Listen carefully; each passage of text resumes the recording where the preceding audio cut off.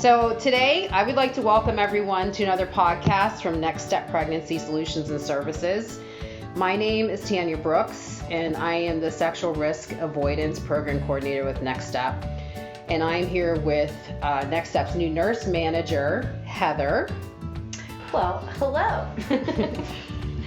Your title was a mouthful there. Thanks for taking the time to listen to this week's podcast. If you didn't have a chance to listen to last week's podcast, we just kind of introduced Next Step and our mission and each person that is here and kind of why we're here. So you can always go back and listen to that so you get to know us a little bit better. Tanya? Okay. Sorry. Bear with us here. Yeah. We're new to this, so we're kind of trying to get this going, but we're having fun. So Heather and I were asked to come up with some ideas from the director for a podcast that would be beneficial to our listeners, especially those in our local community.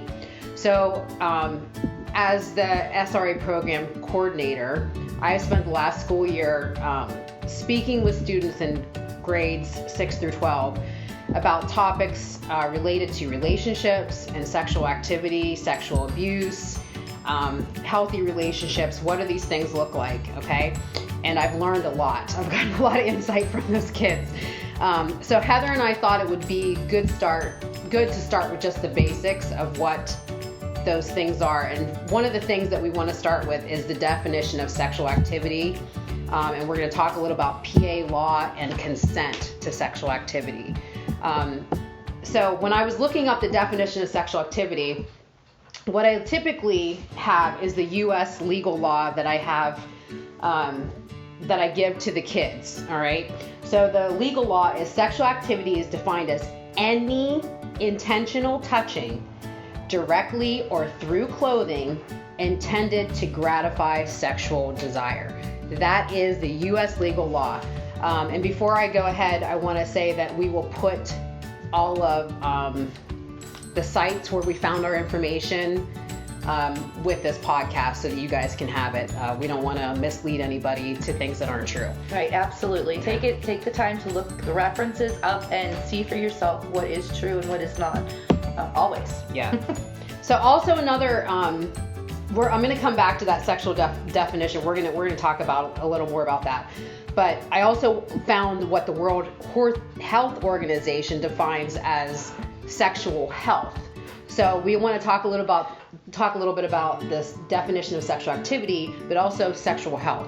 So sexual health is a state of physical, emotional, mental, and social well-being in relation to sexuality. Okay, it's not simply the absence of disease, dysfunction, or infirmity. You know, like when you go to your doctor to get treated for something like that, when you're going through your midlife crisis or whatever. But your sexual health requires a positive, respectful approach to sexuality and sexual relationships, as well as the possibility of having pleasurable and safe sexual experiences, free of coercion, it's hard to say, discrimination, and violence, which we're also going to get into here in a minute. So Heather's going to elaborate a little bit on that. So if I'm hearing you correctly, and what, according to the World Health Organization, sexual health is similar in that we should take care of it like we do cardiovascular health or our mental health.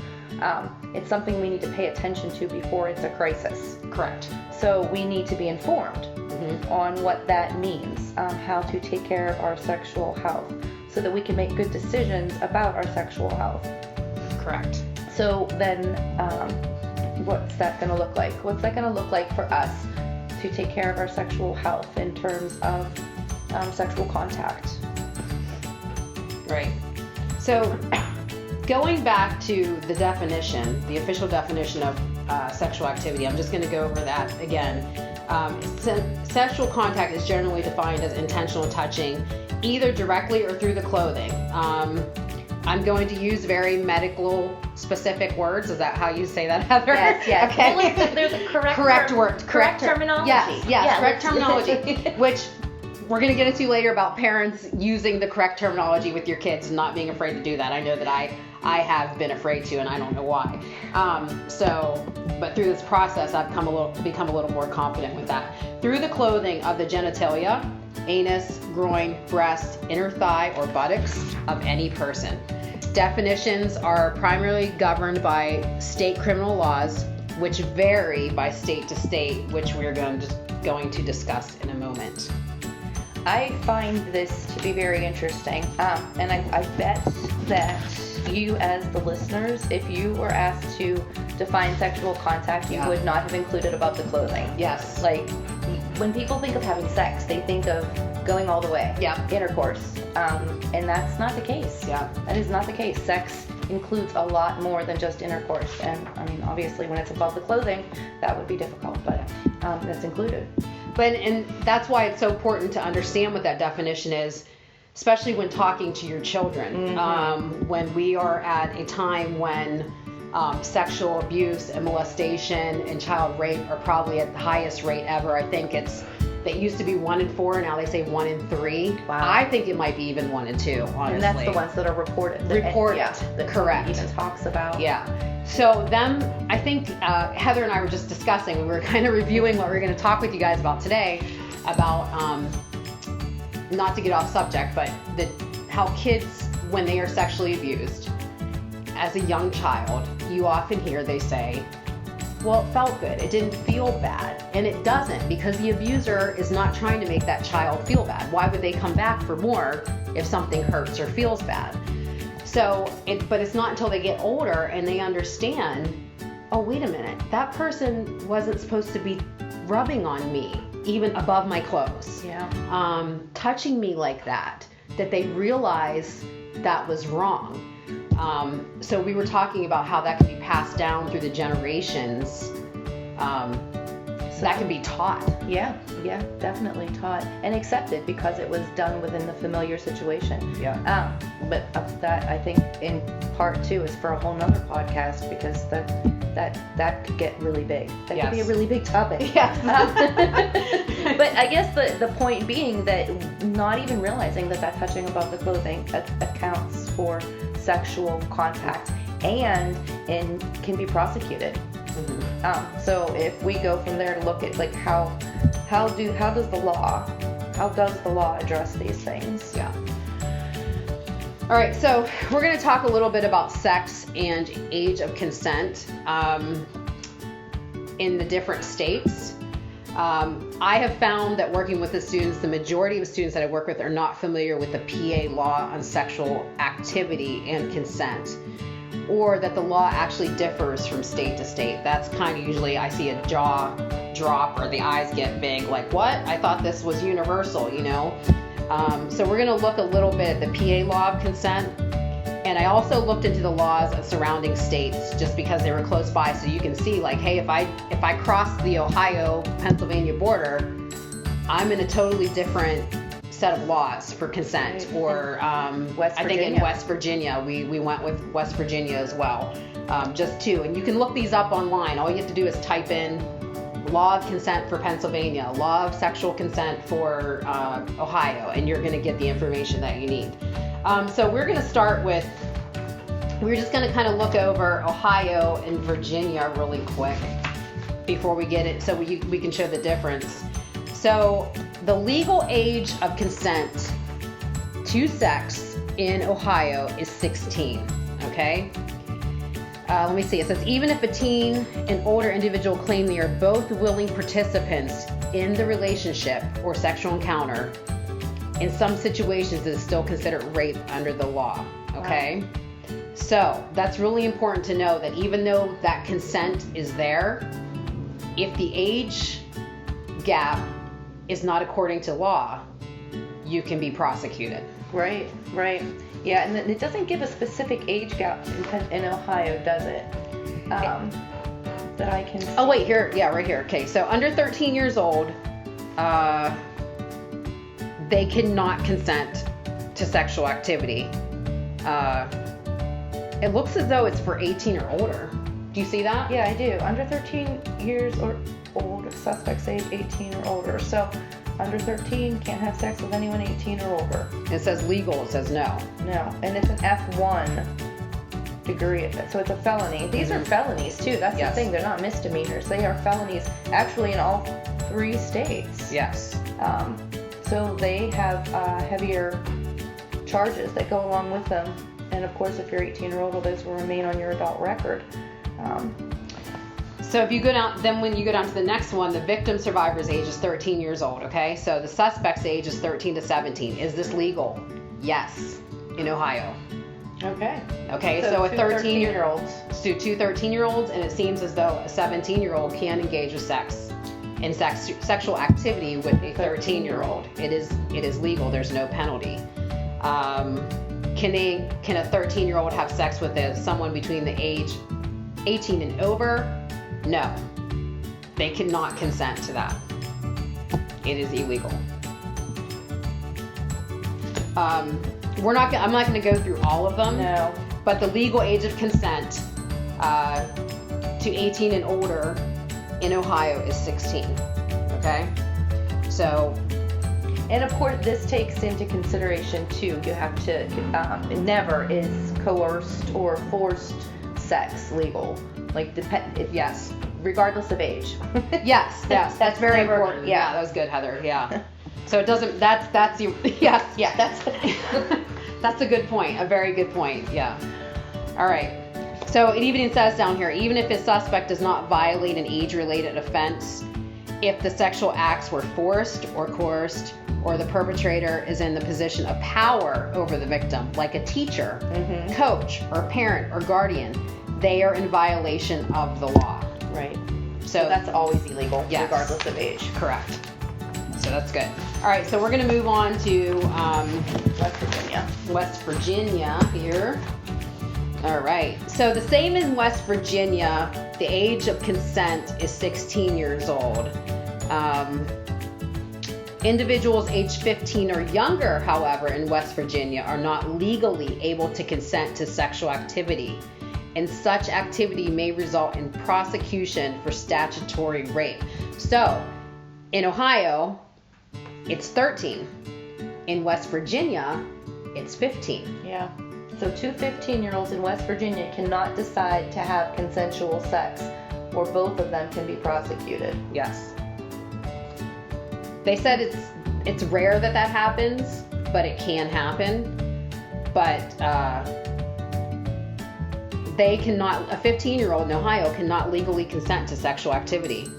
So if your 16 or 17-year-old is in West Virginia and they're dating a 15-year-old and they say, well, you know, he or she said, yes, they wanted to do it, the law is going to say, we don't really care what they said. We're in trouble. And the penalties for these, even if it fell to the least, which would be sexual assault in the 3rd degree, it's still a felony, and it's 1 to 5 years in a state correctional facility and or a maximum fine of $5,000. That's a big deal. That is. Yeah, you think of an 18-year-old or a 17-year-old with a 15-year-old girlfriend in West Virginia, they can go to jail. And that's kind of contrary to what we hear. We oftentimes joke about, you know, West Virginia and, you know, people in West Virginia dating their cousins and stuff like that and, you know, all that craziness. But it's like the penalties there and the law is pretty harsh. Yeah, they're compared to other states. Than what we're seeing even for Pennsylvania. Yeah. So, and you got to remember is you registering as a sex offender. Oh, yeah, we're going to talk about that. Yeah, so that's something we want to talk about later. We need to look into more of what would happen under those circumstances. Right. Would you have to register for life? Is there something now where it's only 5 to 10 years? Something like that. But that would be a shame if that would happen to a young couple because they didn't know the law. Right. Being aware. That's the beginning. Yeah. Being educated. So on to the law in Pennsylvania, which is most important and relevant to our listeners. Obviously, once again, the age and experience that create a power imbalance that makes it impossible for a young person to freely give consent is never okay. Once again, you know, somebody in charge, a pastor, minister, teacher, anyone overseeing that child, or honestly anyone. I think even if you're an adult, which I need to look into, but if you're in a position of power, well, adults have a position of power Yes. over children just in general. right? So yeah, I mean I don't know legally if that constitutes it, but the child would see it that way. Yes. Yep. So in Pennsylvania, children less than 13 years old cannot grant consent to sexual activity. Period. So, if a 12-year-old and a 13-year-old get together, that 13-year-old could get in trouble Right. for That's true. having sex with a 12-year-old. Even if the 12-year-old said yes. And remember, not just sex. We're talking about sexual activity. That's We're talking about right. touching. I believe kissing falls under that too. Don't quote me on that. I'm going to look into that, but I'm pretty sure it's kissing is involved in sexual activity as well. Okay. Because that's for sexual gratification. Yeah. So yeah, anyone under the age of 12 cannot consent to sexual activity. Under the age of 13. I mean, under the age of 13. Yeah. I'm sorry, under the age of 13. They're 12. Yes. That falls into that. Yes. All right. So teens between the ages of 13 and 15 cannot consent to sexual activity with anyone who is 4 or more years older than them. Heather and I were talking about, we're both over 40. I'm sure some of our listeners are going to be over 40, but I've even had this conversation with some of my teachers that when we were in high school, it was no big deal for somebody who was in 11th or 12th grade to be dating someone in 7th and 8th grade. That's right, yeah. You still see it today, though. You probably do, In our high schools that have a mix of age ranges. I know in our local high school, say names or not, but it goes from 7th to 12th grade. So it would not be uncommon to see someone in 7th and 11th or 7th and 12th, 8th and 12th, and it could very well fit those the description of those ages. Yeah. Especially if someone was held back or started school early. Oh, you true. could have those people in the same building dating, and they aren't aware of the laws. Yeah.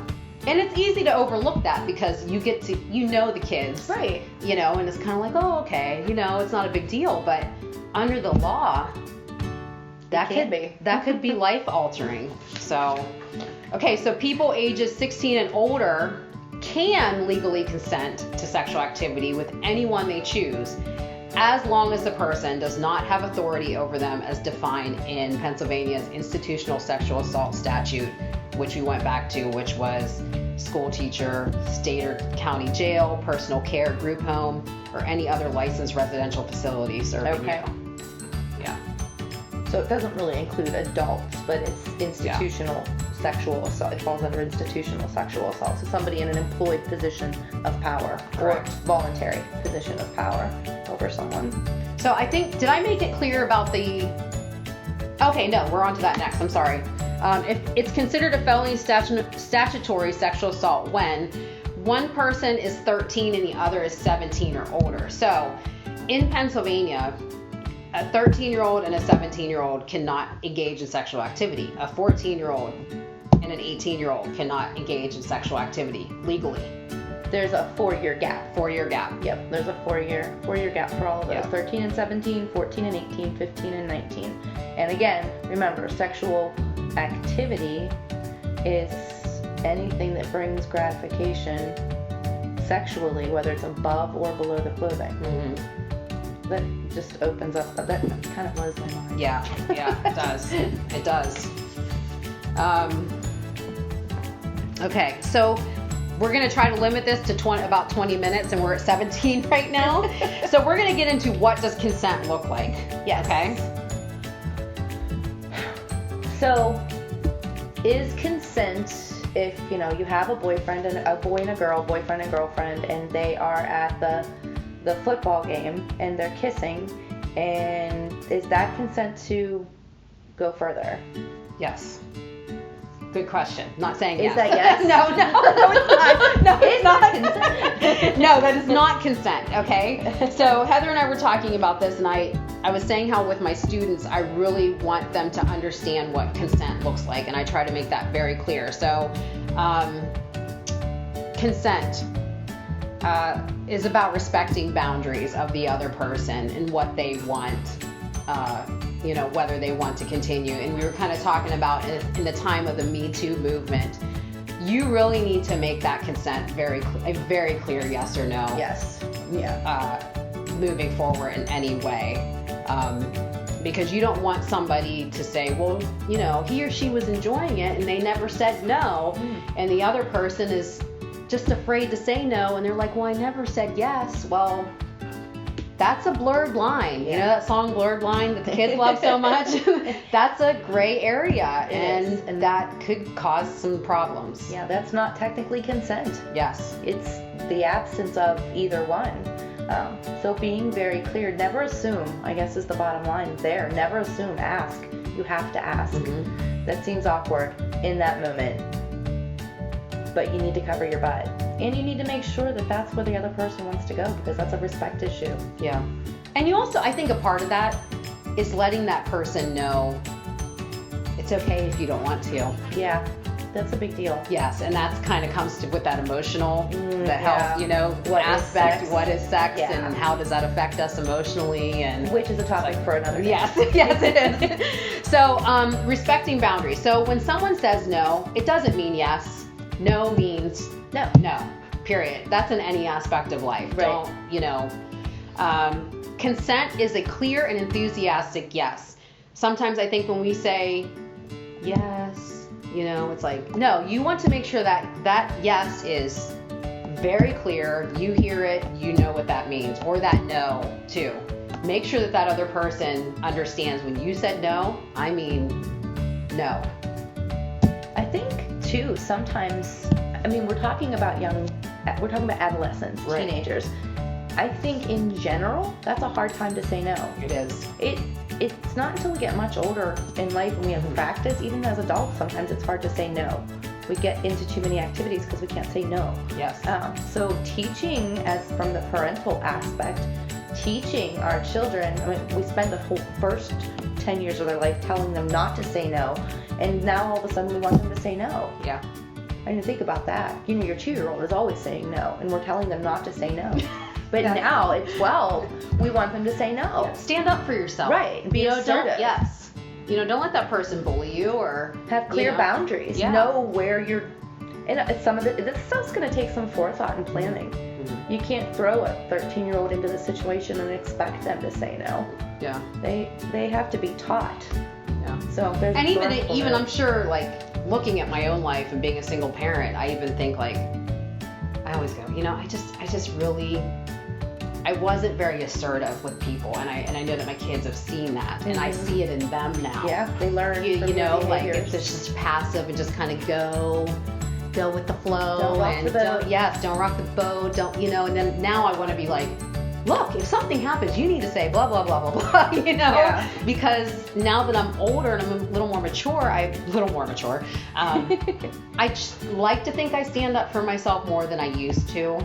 Yeah. I'm still a work in progress, but so if you can start teaching your kids that from an earlier age, they will be more inclined to have the power to say no. Yeah. And also respecting when someone says no. Yes, that is huge. It is. That's something I think our kids are lacking these days, is when somebody says no. That they really mean it. That they really mean it. Even talking to the kids in the classroom about sexual activity, I say, even if somebody's bullying you or you're the bully and somebody says, you joke around with your friends and it's funny, you pick on each other.